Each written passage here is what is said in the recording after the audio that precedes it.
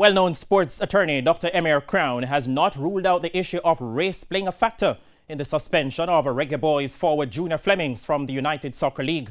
Flemmings was given a 6-match ban, effectively ruling him out of the entire playoffs of the competition after being found guilty of using foul and abusive language in a regular season match against the San Diego Loyal.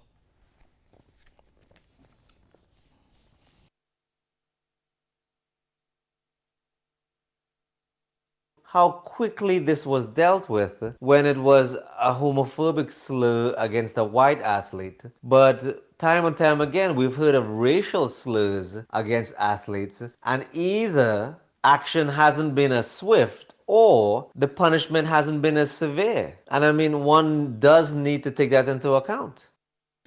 The USL said in a statement that it had reached the decision after interviewing 11 individuals.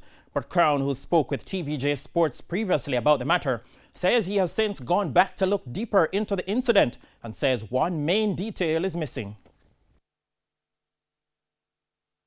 What hasn't been reported is whether anyone in that 11, if anyone at all, in fact confirmed hearing the homophobic slur. I mean, in my view, it's misleading at best, to say that 11 people were investigated and somehow give the impression that those 11 people confirmed the fact of the homophobic slur.